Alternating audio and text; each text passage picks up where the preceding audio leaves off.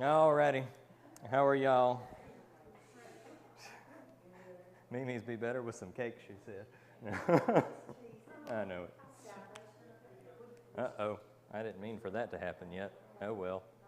We'll do that in a minute. There's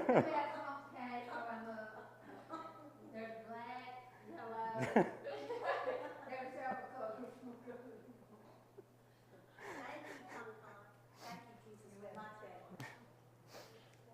Tonight we're going to be discussing the differences between black cake and yellow cake. No.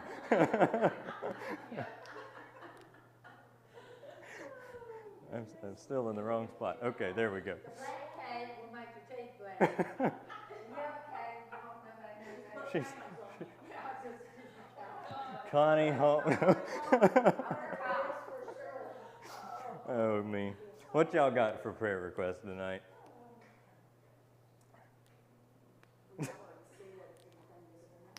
Yeah. What about Jennifer Stogner, is that her name, Jennifer? Yeah. Jessica. Yeah.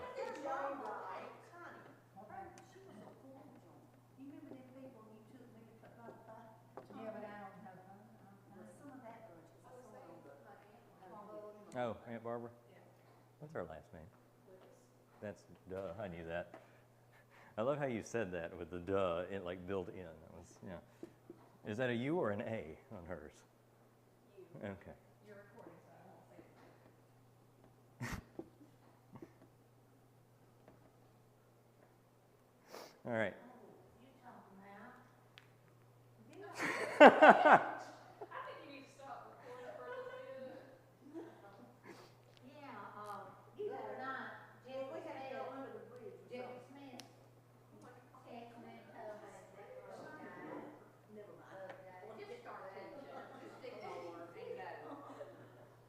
Oh, goodness. All right.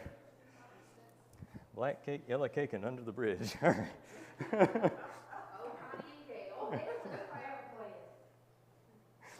All right. Miss Dot, will you open us in a word of prayer?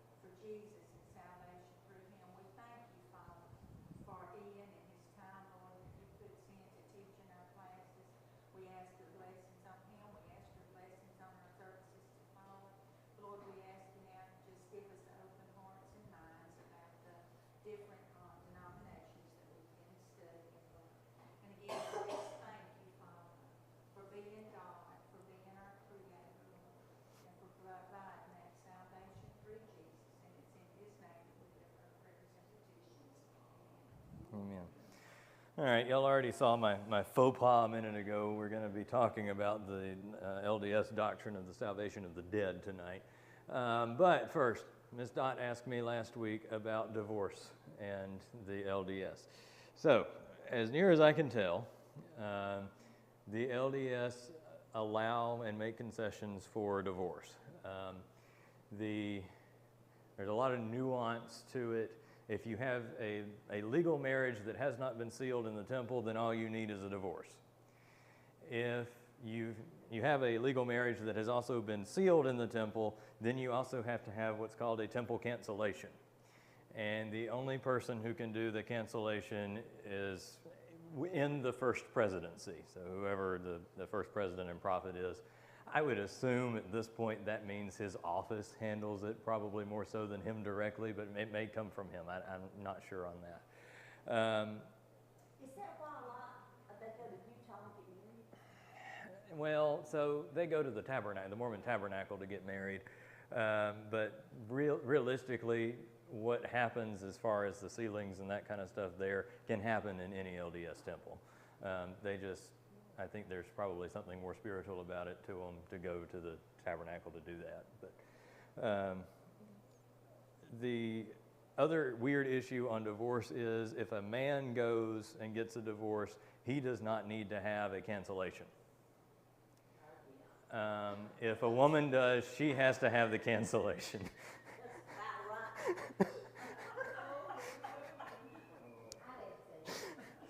Meet me on a roll tonight. Well, it basically, I mean, I don't want to be this way, but I guess I kind of will be.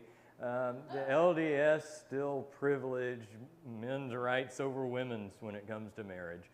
And now I'm not saying that they're like archaic and think that women belong in the kitchen or whatever like that, but they when it comes to the issue of marriage and divorce, they still very much privilege the man's decision over the woman's decision in that way. And I think it's that, and two, the first president and prophet of the church is a man. So if a woman goes and wants the cancellation, the man is the one who makes the, a man is the one who makes the decision. So I think it does have something to do with gender in that way. But yeah, they can get, it's kind of similar to Catholicism in that you get divorced, but in order to be separated as far as the church is concerned, it has to be annulled. Kind of the same way with the LDS, you can be divorced, but if you've got that temple sealing, then you have to have that canceled, unless you're a man. But that does not, so it creates a problem if it was temple sealed and you were divorced, but you didn't have it canceled in terms of the afterlife and their belief about that. If it's not canceled, then of course that creates a problem, but the LDS do believe that people can be restored back fully into communion with the church and with one another, even after divorce. They see it as a necessary evil. That's their language for it. That sometimes the people are incompatible or make bad decisions or whatever, and so it's therefore a necessary evil. So, I don't know if that clarifies. It's complicated, but that's where we are on that. I think I heard the coffee pot beep. That's right. All right, while we have a coffee break, just kind of to recap a little bit, we sort of embarked on thinking about the LDS theology of salvation last week. Remember we said there are 3 tiers of heaven, and then within each of those tiers there are sort of like subdivisions. And how you live your life and how you live your afterlife determines which one you go to and which subdivision within which tier you go to, okay? So tonight, part of our, thank you ma'am, part of our conversation is going to be around the salvation of the dead, particularly what does that look like relative to people who are not LDS, people who are unfaithful LDS, that kind of thing. This is really, what this conversation is more about than anybody else. So I'm trying to stall until the cake brigade. Yeah. Okay, we was talking about the divorce thing. Yeah. Okay, they also tend to like to populate. Mm-hmm. They don't. I mean, they have a lot of kids, correct? They do. They do. They do. Well, I'm just. Get a hold of your mom. I'm kidding. No, they do. They have really big families. Yeah, yeah. They have really big families, and the majority of that is so that they have these really big heavenly families. Because the family for them exists into eternity. Yeah.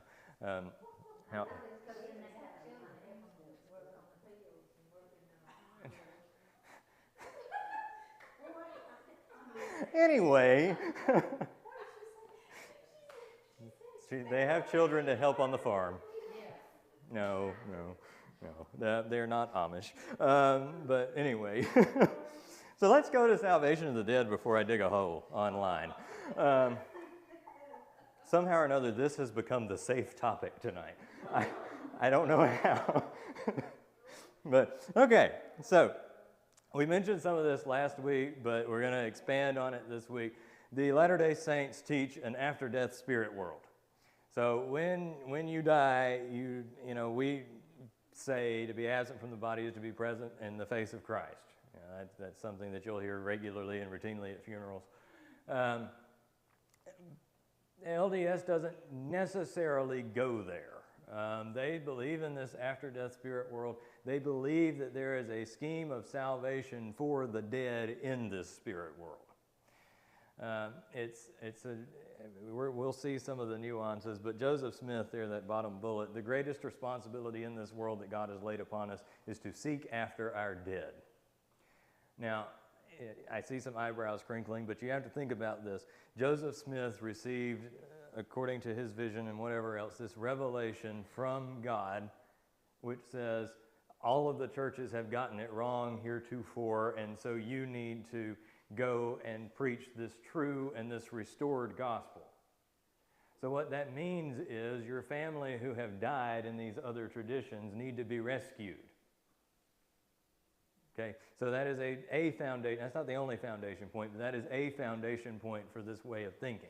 Is you have these people who, for better or worse, the Church of Jesus Christ of Latter-day Saints didn't exist prior to the 1820s, and so there are people, and this is going to be one of the nuances that contemporary LDS scholars will draw, that the people who can be saved out of spirit prison are the ones who did not have the chance to hear and accept the LDS gospel, but if they had had the chance while they were alive, they would have accepted it.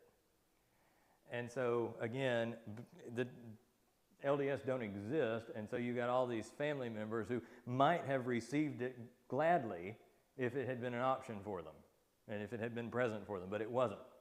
So Smith says the greatest responsibility is to seek after our dead. And so there is significant emphasis. Remember last week we said the LDS are really, really, really concerned with ancestry and family heritage and just, who you descended from and how you got there and all of that kind of stuff, and this is part of it. So here's a weird one for you. The proof person for the salvation of the dead is Elijah, the Old Testament prophet Elijah. I didn't give you a handout this week because honestly there would have been so many different things. I just figured if you're interested, I can give you a list and you can go find them later if you want. But Doctrine and Covenants section 2 is where all of this comes out. But their biblical root for this is from Malachi chapter 4 verses 5 and 6. Behold, I will send you Elijah the prophet before the great and awesome day of the Lord comes, and he will turn the hearts of fathers to their children and the hearts of children to their fathers. Well, how can the hearts of children be turned to their fathers if their fathers are dead? Well, they're concerned with their salvation. That's the interpretation of that the turning of the heart toward fathers, ancestors, is our attentions turned toward their salvation or not. So they emphasize that Elijah appeared to Peter and John with Jesus on the Mount of Transfiguration. Now, if you're familiar with that, when they go up on the Mount of Transfiguration, Jesus gives to Peter and John the divine ruling keys, the authority and the power of the kingdom of God on earth. And the way that they sort of see this is kind of a top-down thing. Elijah to Jesus, Jesus to Peter and John. So 1823, September 21st, 1823, Moroni tells Joseph Smith that Elijah is going to give him that priestly authority from back in Malachi that would turn the hearts of the fathers and the hearts of the children to their fathers. For them, April the 3rd, 1835, this prophecy was fulfilled because Joseph Smith and Oliver Cowdery are in the Kirtland Temple in Ohio, and they both have a vision of Elijah coming to them and bestowing the Elijah, I don't know what the adjective version of Elijah's name is, but Elijah's priesthood is extended to them because he comes to them and gives it. When that happens, that visitation of Elijah, that is when this LDS belief of salvation extending to both the living and the dead really kicks off. They also believe that Jesus gave the Latter-day Saint male priesthood the salvation power and authority to bind on earth and seal eternally in heaven.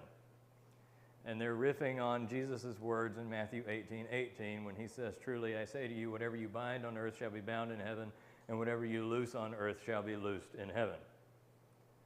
Now, I think we tend to sort of riff on that and say there's an earthly reality for every heavenly reality, or that's some variation of how we might say something similar. But remember, back on this family issue, something that Gail's already brought out, those marriages are sealed. They go and they have these ceremonies where these marriages are sealed and these people are sealed together for all of eternity. Not anybody, just anybody can do those sealings. It has to be an LDS priest who is qualified and meets whatever standards they have in order to be able to do this. So what is bound on earth in that temple sealing is the union of those two people in that family. Okay? Now, sort of the other side of that, and I'm getting ahead of my notes a little bit, but the other side of that is if it's not sealed, then once you die, that union no longer exists. So you don't get to have that eternal family because you never had the sealing done on earth. So, again, I keep going back and I keep saying this because it's important to understand. LDS theology is very natural and very physical. What happens on earth is reflected in eternity. How you live, how you act, what you do, what you participate in, all of that is reflected in eternity. So, salvation even is reflected in that way. From what we've said so far, they assert that Elijah's divine ability to redeem the dead is extended through the Latter-day Saint priesthood. Okay? So they can bind in heaven all the LDS covenants, obligations, vows, and ordinances made on earth. And then here it is, if they're not sealed on earth, then they end when someone dies. So, a way to think about that would be to say that you can be the best Latter-day Saint in life possible, but if you don't do it within the confines of the priesthood, with whatever it takes to have that sacrament performed or that ordinance or whatever performed in the context of the priesthood, you die and you just as well as didn't do it. Because it has to be given through the priest, whoever the priest is. Now, again, we want to wrinkle our eyebrows up and think a little harebrained about this. Not all Baptists are this way, but even within Baptist circles, who actually has the right to baptize? Some churches are going to tell you it's only an ordained minister. He may be a pastor, he may be a minister of education, he may be a worship pastor, but the ordination has to have happened in order for it to be valid. Now, other Baptists are going to turn that and say, no, priesthood of the believers, if they get saved on the golf course, go dunk them in the nearest mud puddle. It doesn't matter. You don't have any authority. God has the authority, but he's given that to you as part of your priesthood of the believer. Let's have another one. When we do the Lord's Supper, do we ask for volunteers out of the congregation to distribute the grape juice and the crackers? No. It's the deacons. What makes deacons special? They've been set aside. Now, there's a biblical precedent for deacons distributing communion from the institution of deacons in the book of Acts. But we still play this kind of game, too, where we have these, whether or not they're legitimate, these qualifications of people who can function in certain roles and in certain ways. And I don't mean, things like who is qualified to be a pastor. Well, Paul gives us a list of that in a couple of places. Who's qualified to be a deacon? Well, Paul gives us a list of that. But, the question for us is, does that role extend even to the function of the church? And so we want to wrinkle our eyebrows up at the LDS because they put so much power into their priesthood. But lots of times we do the same thing in our own church structure. So their ordinances are different, but the thought process behind it is a lot the same. So, the spirit world. I have to admit, this is a lot of fun. Even as a Baptist, this is fun. After death, people go to dwell in a place identified as the spirit world. Now, we ask this question a lot. What happens when you die? Different people have different perspectives. Some people, Paul was sort of confronting the people who believe in soul sleep, that you die and you sleep until the appointed time of the resurrection when you're raised to life and God does all of the judgment and all of that. There are some folks who still adhere to that. There are some folks who say, no, you immediately go into paradise or hell, wherever it is that you're supposed to go. There are, those sort of universalists who will say, well, nothing happens until the resurrection and everybody goes to heaven anyway. So, there's a lot of nuance in Orthodox Christianity about what goes on after death. And you'll find that a lot of evangelical type folks who are not in exactly the same camp as this, but at least on the face of it, you're going to hear similar things. There's a spirit world, which is the temporary home for all disembodied human spirits, where they exist between death and the future resurrection. Now, I want to be careful and clear, this is not purgatory. This is not the LDS trying to have Catholic doctrine and not. This is not what's going on here. Everybody goes to the spirit world. But inside the spirit world, again, you've got two divisions. You've got paradise and you've got spirit prison. Many Latter-day Saints, again, this is not necessarily official LDS teaching, but many of them believe that the spirit world is located on earth and that there is this very thin veil that separates the living from the dead so that families are always close together.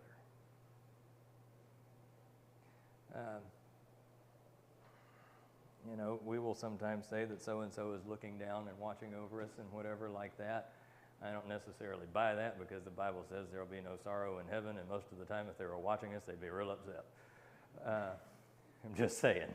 But in this way of thinking, if we're not in heaven yet, then they can be.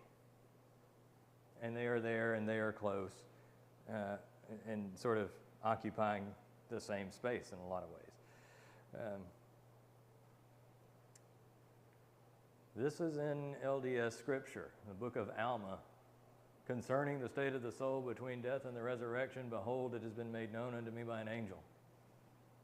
Doctrine and Covenants, section 2, section 127, 128, and 138. Now, if you go and you look at Doctrine and Covenants, what you're going to see in there is it's subdivided according to the first president and prophet, so that, I think the first 78 sections or something like that are Joseph Smith. And then the next section is Brigham Young. And I don't know who comes third. That's the two I got.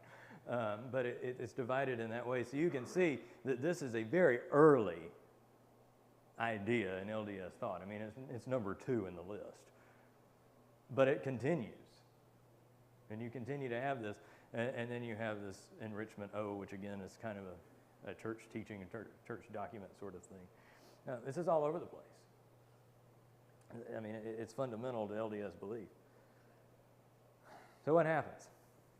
After people die, they are sent by God to paradise or spirit prison. Both places are in the spirit world. Yes, spirit prison. The worthy Latter-day Saints will enter paradise. The unworthy, or the unfaithful, the Christians. Now, when we had this question a couple of weeks ago. In this way, there is a distinction. Latter-day Saint theology distinguishes itself from historic Christianity because it sees itself as the restored gospel and the true fulfillment of the gospel. So, unfaithful Latter-day Saints, Christians, and everybody else go to spirit prison. It's like Facebook jail, but it matters more. Okay, anyway. So everyone in the spirit world, now this is where it gets very interesting. Everybody in the spirit world lives and functions exactly as they did while living on earth. You still have your families, you still have your same beliefs, you still have your same attitudes, you still have the same talents. You are living a life in the spirit world. Why? Well, you have to have the opportunity to accept or reject the LDS gospel. And there has to be time for that in order for salvation of the dead to happen. I mean, don't forget, this is all under that umbrella of the salvation of the dead.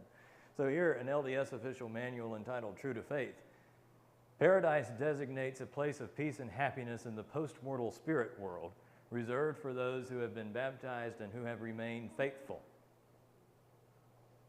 You're going to see that word a lot, post-mortal, rather than, I keep saying afterlife, but life goes on. So it's not afterlife, it's after your mortal life.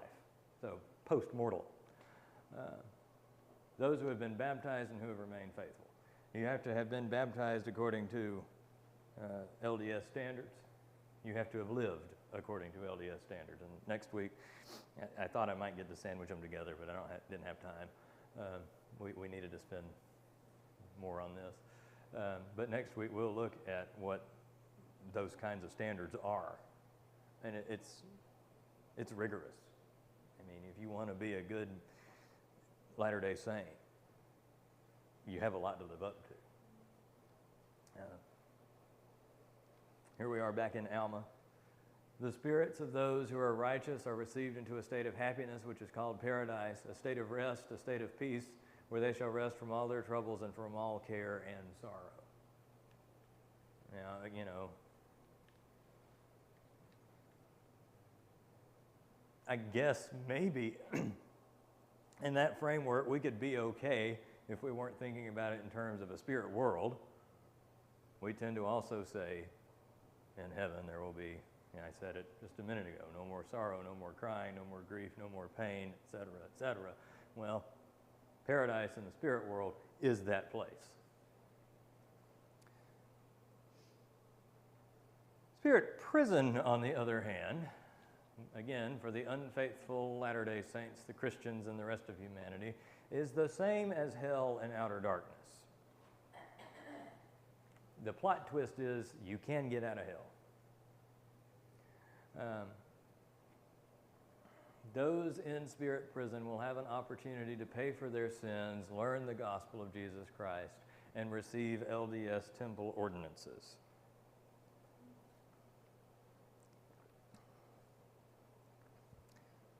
Hold the question of how does that work, because we'll go there, but let's look at Alma one more time. And then it shall come to pass that the spirits of the wicked, yea, who are evil, for behold, they have no part nor portion of the Spirit of the Lord, for behold, they chose evil works rather than good. Therefore, the spirit of the devil did enter into them and take possession of their house. And these shall be cast into outer darkness. There shall be weeping and wailing and gnashing of teeth, and this because of their own iniquity, being led captive by the will of the devil. Now, this is a departure, a major departure from historic Christianity. Historic Christianity says that the devil has only ever possessed one person. Passion narrative, Book of Luke, Judas. Luke says, and the devil entered into him. But you will not find anywhere else where historic Christianity, nor the Bible, has affirmed that the spirit of the devil possesses anybody else. Now, the demons do. There's demon possession all over the place. And this might make me a bad Baptist, but there's demon possession today. But it's not the devil. My belief of historic Christianity. Do with it what you want. We'll carry on. Now, this is the state of the souls of the wicked, yea, in darkness, in a state of awful, fearful looking for the fiery indignation of the wrath of God upon them. This is really great language, by the way. It's very King Jamesy, but, I guess the English teacher in me likes it. I don't know. Thus they remain in this state, as well as the righteous in paradise, until the time of their resurrection. Now remember, at the resurrection is when God makes a judgment on what you have done, how you have lived, and where you go. Which tier do you get in? Which subdivision do you get in? By the way, when I'm saying subdivision, I'm not talking about Lakeview. Like this is, are you good enough to be in the top tier of the celestial kingdom, or are you just a little bit short? Or did you not believe it correctly and therefore make it to the middle kingdom, or are you just barely in and make it to the bottom? I mean, this is very stratified. So here's Bruce McConkie. You'll remember he's been our very helpful friend on all of this. That part of the spirit world inhabited by wicked spirits who are awaiting the eventual day of their resurrection is called hell. Now, he doesn't even go for spirit prison, he just says hell. Between their death and resurrection, these souls of the wicked are cast out into outer darkness, into the gloomy depression of Sheol, into the Hades of waiting wicked spirits, into hell. There they suffer torments of the damned. There they welter in the vengeance of eternal fire. There is found weeping and wailing and gnashing of teeth.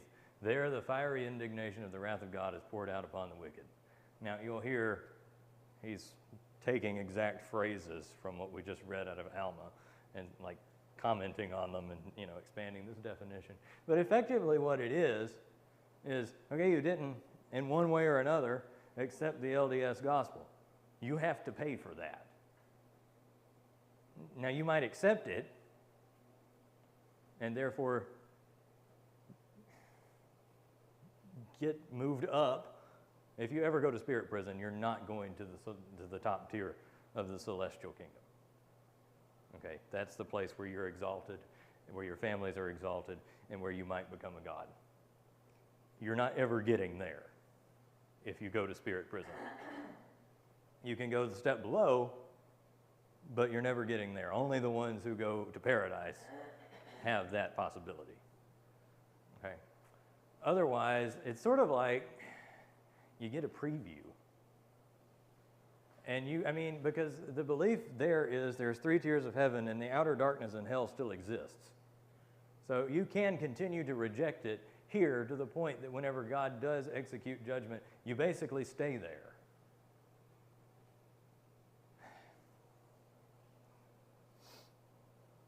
Now, there is an affirmation of Jesus' ministry in the spirit world.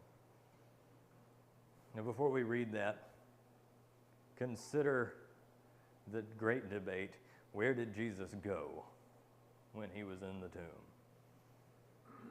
Did he, as the creeds say, descend into hell? Or did he not?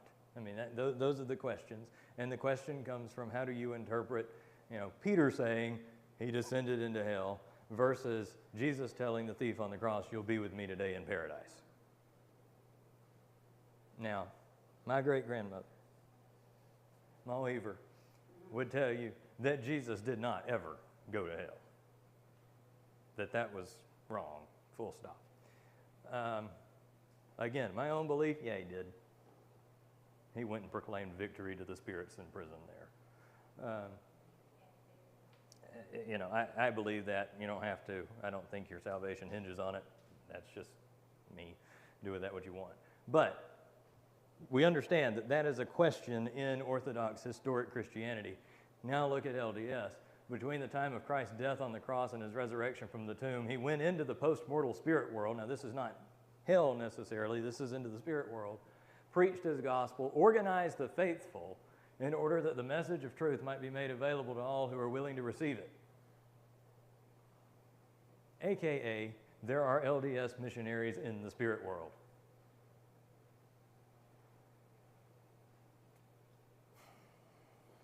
Why? Because people have to have the opportunity. Those who did not have the opportunity to accept the LDS gospel in life have to have the opportunity to accept it in death. So there are missionaries. Encyclopedia of Mormonism. Jesus organized the righteous forces and appointed messengers clothed with power and authority and commissioned them to go forth and carry the light of the gospel to them that were in darkness. Spirit prison. Now, I am unclear on whether this means that he goes and marshals the righteous forces in paradise and sends them on mission in spirit prison. I would assume that's how that has to work, because it would have to be faithful Latter-day Saints who would preach that gospel. But I don't know that that's necessarily how that works, because, just to back up briefly, he does go and preach. by their thinking. So maybe he goes and he preaches, and there are those who sort of immediately respond to the preaching of Christ in the spirit prison, and therefore they're the ones who do that ministry. I don't know. I'm not sure exactly how that plays out. Now, lest we think that this is totally harebrained, they're going to riff on 1 Peter 4:6. For this is why the gospel was preached even to those who are dead, that though they judged in the flesh the way people, though they are judged in the flesh the way people are, they might live in the spirit the way God does. They see this as affirmation. Something has to go on after you die. Of course, we know 1 Peter 4:6 is where that issue of he descended into hell also comes from, 1 Peter 4. So, therefore, those in spirit prison may convert to the LDS gospel. Now, here's Joseph Smith on that next bullet. It is no more incredible that God should save the dead than that he should raise the dead. Joseph Smith's point there, if he's powerful enough to do one, why can the other not also be true? Now, those spirits that are in spirit prison can transfer to paradise. They believe in the Mormon gospel. They can transfer to paradise only after worthy Mormons on earth have performed required temple ordinances on their behalf and in their name. What does that mean? I'm so glad you asked. I have a definition. Temple ordinances are not mere signs. Now, we've already used this term a lot, but Latter-day Saints are sacramental, meaning they believe that God's grace is extended through these acts. Okay? So temple ordinances are not mere signs. They are channels of the Spirit that enable one to be born of God in the fullest sense and to receive all the covenants and blessings of Jesus Christ. That should say, the performing of earthly ordinances by proxy for those who have died is as efficacious and vitalizing as if the deceased person had done them. That person, in turn, is free to accept or reject the ordinances in the spirit world. Now again, this is wrapped up in, do you accept the LDS gospel? Because if you accept the LDS gospel, then it is necessary, and you know that it is necessary and required that these ordinances be done so that you can be translated into paradise, or transferred, rather, into paradise. And then you can then occupy some tier of heaven. So when you hear of things like baptism of the dead, very common misconception. Let me just say this. The Mormons are not exhuming bodies and dunking them in water. I have no idea why that is how that has been interpreted, but I mean, it is all over the internet, where the Mormons have a secret room where they take bodies and baptize them. No, they don't. No, they don't. It's as good as you standing in somebody's place. That is all it means. Water baptism, endowments, something we'll talk about next week, family sealings. Again, that issue of establishing the eternal family. If you're a good LDS, you understand that you must be sealed to your family in order to have a happy eternal existence.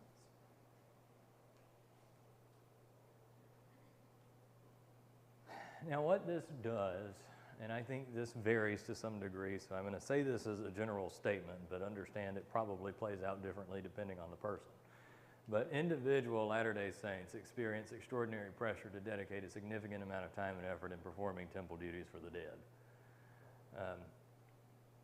Again, it goes to this issue of you want to be with your family, you want them to be sealed to you, you want to be sealed to them, you want that cohesive unit. You want to experience the fullness of God's presence with your family, so forth and so on. So to pick up on that, LDS officials make it clear that many LDS converts and family members are continuing to abide in spirit prison as they wait to receive proxy temple ordinances on their behalf. Now the issue here, I think it would be nice probably to most LDS if it worked this way, but it's not like I could go in if I was a Latter-day Saint. It's not like I could go into the temple and say, you know, I would like to do all of these ordinances at one time for every person in my family. It's not how that works. You go in, you can do this for one person at a time. Now, I am unclear as to whether one person can do this for multiple people. I would assume that you can, but the ordinances are only good for one particular person. It's not, you can't do sort of this blanket thing. Here's Joseph Smith again. We can baptize a man in the name of the Father and the Son and the Holy Ghost for the remission of sins. It is just as much our privilege to act as an agent and be baptized for the remission of sins for and in behalf of our dead kindred who have not heard the gospel or the fullness of it. Remember back at the beginning, Smith says the greatest responsibility God has given us is for our dead. And now here he is saying it is our privilege to act as an agent. This is something that you get to do, not something that you have to do.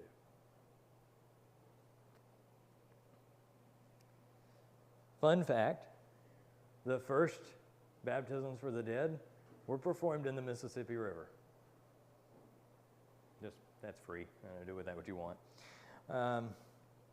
It was standard practice in the early Mormon church that you could only do ordinances for the dead, I think, 4 generations back. That has since changed. As long as you can prove a family connection to them, which now, again, enter genealogy. You need to have that familial connection to the person in order for the ordinances to do what they're supposed to do. So, my best bet's probably y'all that I'm not related to in here, or Sean Bonet. But I couldn't go and be baptized for Brother Tommy because we aren't related that we know of. Well, no, I couldn't really do that either. I could go and do that for Kevin because we are related, albeit by marriage, but we're family. I could not do it for Mimi or Candace because I'm a man and they're a woman. Witnesses are required for baptisms of the dead. Official records must be kept, and women are baptized for women and men are baptized for men, with no exception.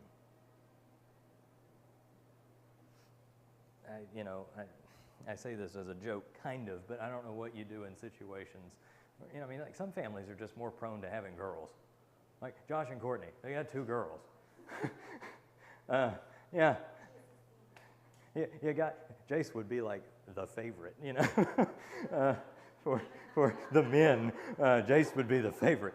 But I'm serious. Like, I don't know what you do in those situations where there's not I guess at some level there's always going to be a male relative somehow or another. But finding them and them knowing and whatever like that, I think would, be problematic. And that's why there's such pressure. One of the reasons why there's such pressure.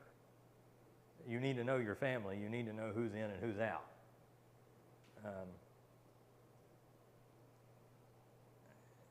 Anyway, I will move on from that for now. This issue is based on one verse, 1 Corinthians 15:29. Now, I believe this is taken out of context, but here it is.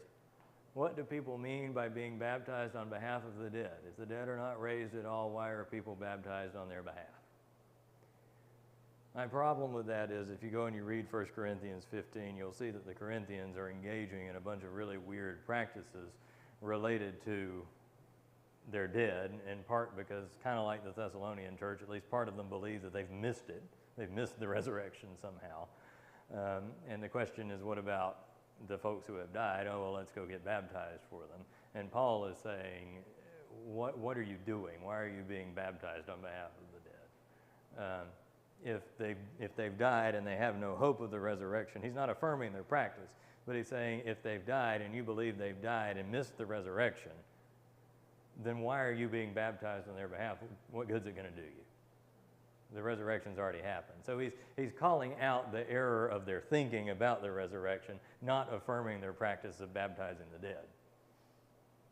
But LDS teaching affirms this, or it reads this as an affirmation of the baptism of the dead. So, maybe I'll stop there for just a minute. Questions, comments, concerns? I mean, we're not LDS, but is it, hopefully you're beginning to see how all the streams of their thinking go together.